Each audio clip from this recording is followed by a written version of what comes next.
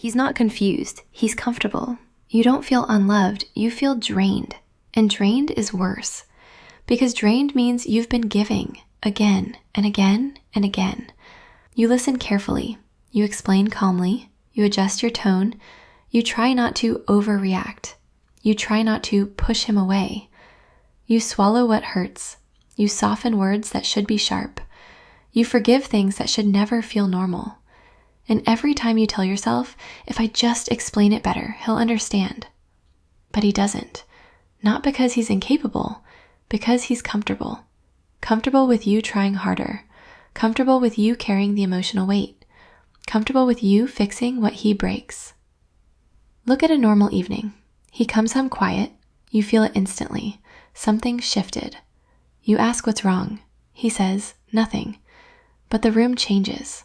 Now you're careful. Now you're adjusting your voice. Now you're replaying your day in your head, looking for what you did wrong. That's not love. That's emotional monitoring.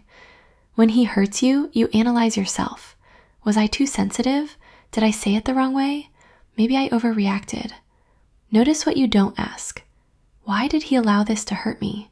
Why is basic respect negotiable? You take responsibility for his behavior. He takes responsibility for nothing. That's not love. That's imbalance. An imbalance doesn't explode. It exhausts, slowly. You stop feeling safe. You start feeling anxious. You start watching his pauses, his tone, his facial expressions. You shrink in real time, not because you're weak, because your body is trying to survive tension. Your chest tightens. You rehearse conversations in the shower. You delete messages before sending them. You choose words like you're diffusing a bomb. That's not partnership. That's hypervigilance. And here's the part no one tells you. You call it loyalty. You call it patience. You call it working through things. But patience without boundaries is permission. The more you overfunction, the less he has to grow. Why would he? You absorb the consequences. You absorb the guilt.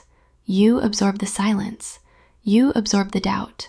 You become the shock absorber. And the shock absorber always breaks first. One day you wake up tired, not of him, of yourself. Tired of explaining, tired of adjusting, tired of being the mature one, tired of being understanding. You don't want flowers, you want relief. Relief from being the only adult in the room. Relief from carrying two people. And here's the brutal truth. If you stopped overgiving tomorrow, the relationship wouldn't collapse. It would reveal itself. And here's what no one prepares you for. The moment you stop overfunctioning, you will feel panic, not peace, panic, because you've been the stabilizer for so long that silence feels dangerous. When you don't fix the mood, when you don't smooth the conflict, when you don't translate his distance into excuses, the room gets louder, not externally, internally. You'll think, maybe I'm being cold, maybe I'm pushing him away, maybe this is my ego. No, this is withdrawal from overgiving, and it feels uncomfortable because you've confused effort with love. Let's be honest about something deeper. You didn't start overgiving in this relationship. You perfected it long before him. You learned that love is earned, that closeness requires adjustment, that safety comes from being easy to handle. So now when he pulls away, you don't step back. You lean in harder. You explain more clearly. You become softer. You try to be more reasonable, more patient, more mature. And every time you do that, you teach him something. You teach him that your boundaries are flexible. You teach him that discomfort will be absorbed. You teach him that you will fight for connection even if he doesn't. That's not evil, but it is unsustainable. Because here's the truth that stings. When one person works this hard to maintain the relationship, the other person doesn't feel pressure to grow. They feel comfort. Comfort is quiet. Comfort says, she'll handle it. Comfort says, she always comes back. Comfort says, I don't have to move. And you start shrinking in invisible ways. You stop bringing things up. You stop correcting tone. You stop saying, that hurt. You tell yourself it's not worth the fight. But it is, because every unspoken hurt doesn't disappear. It stores in your chest, in your jaw, in your sleep. You don't feel dramatic. You feel tired. And that tiredness isn't weakness, it's accumulated self-abandonment. Now here's the real shift, not the surface shift, the internal one. Instead of asking, how do I make him step up?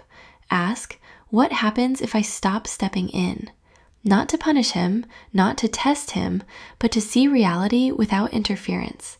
Because right now, you are buffering the truth. You are softening the impact of his inaction. Remove the buffer and watch. There will be a moment, a quiet moment, where he either notices the distance and moves toward you, or he doesn't. And if he doesn't, that silence will hurt, but it will also clarify. Because love that only survives when you overperform is not love. It's dependence on your effort. And here's the part that sets you free. You are not too emotional. You are exhausted from carrying a dynamic that requires you to be smaller so it can stay stable. Real love doesn't require you to shrink. It requires two adults willing to stand in discomfort. So when you finally put the weight down, don't look at him first. Look at yourself. Notice how your shoulders drop. Notice how your breathing changes. Notice how quiet feels different when you're not responsible for managing someone else's growth. And if he steps forward, you'll see it clearly, not because you chased it, but because you stopped carrying it. And if he fades, you'll see that clearly too. And that clarity, it won't break you. It will finally align you with the truth you felt all along. In the next episode, we're going deeper, not into him, into why you confuse intensity with intimacy, and why calm love sometimes feels unfamiliar.